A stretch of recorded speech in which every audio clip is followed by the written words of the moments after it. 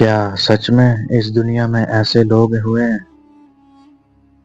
जो बिना बोले आपके मन की बात जान लेते थे? क्या कोई इंसान सिर्फ अपनी मौजूदगी से दूसरों की जिंदगी बदल सकता है? और क्या वाकई एक साधु इतना शक्तिशाली हो सकता है कि ट्रेन तक रुक जाए? आज की इस वीडियो में हम बात करेंगे एक ऐसे महान संत की जिन्होंने जिन्हें दुनिया जानती है नीम करोली बाबा के नाम से। कुछ लोग उन्हें भगवान का रूप मानते हैं, कुछ उन्हें एक रहस्यमयी योगी कहते हैं और कुछ कहते हैं ये सब सिर्फ विश्वास है। लेकिन सच क्या है? आज हम जानेंगे नीम करोली बाबा की पूरी कहानी, उनके चमत्कार और वो सच्चाई जो शायद आपने पहले कभी नहीं सुना होगा। नीम करोली बाबा का जन्म उत्तर प्रदेश के एक छोटे से गांव में हुआ था। उनका असली नाम था लक्ष्मी नारायण शर्मा। कहते हैं कि बचपन से ही उनका झुकाव अध्यात्म की तरफ था। जब दूसरे बच्चे खेलते थे वो अक्सर अकेले बैठकर ध्यान में लीन हो जाते थे।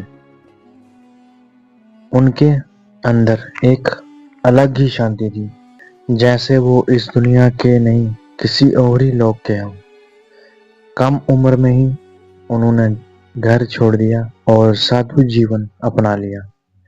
वो देश भर में घूमते रहे, कभी यहाँ कभी वहाँ, और धीरे धीरे लोग उन्हें पहचानने लगे।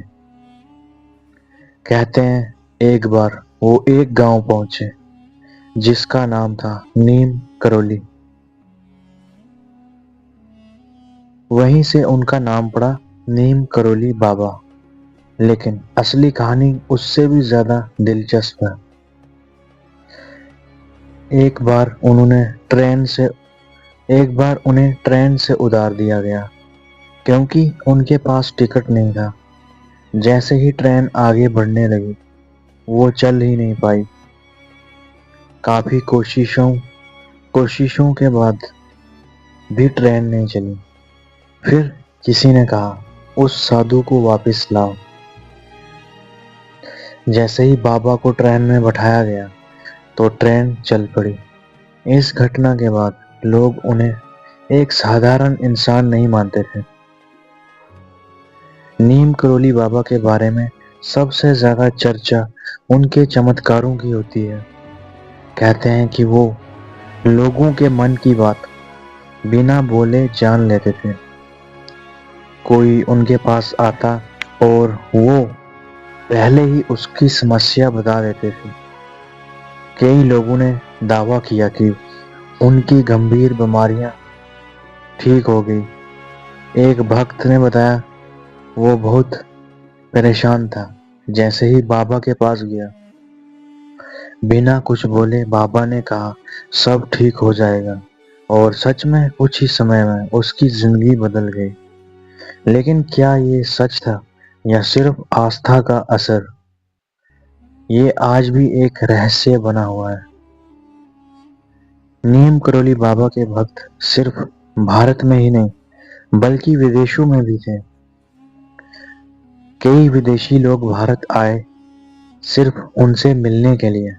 कहा जाता है कि एप्पल कंपनी के को फाउंडर स्टीव जॉब्स और फेसबुक के फाउंडर मार्क जकरबर्ग भी उनके आश्रम आए थे। उन्हें यहाँ से एक नई दिशा मिली, और यही कारण है कि आज भी उनका नाम दुनिया भर में जाना जाता है। उत्तराखंड में स्थित कैंची धाम आश्रम नीम करोली बाबा के सबसे प्रसिद्ध स्थान है। हर साल यहाँ हजारों लोग आते हैं शांति, आशीर्वाद और अनुभव के लिए। कहते हैं कि यहाँ आज भी एक अलग ही ऊर्जा महसूस होती है, जैसे बाबा आज भी यहीं मौजूद हो।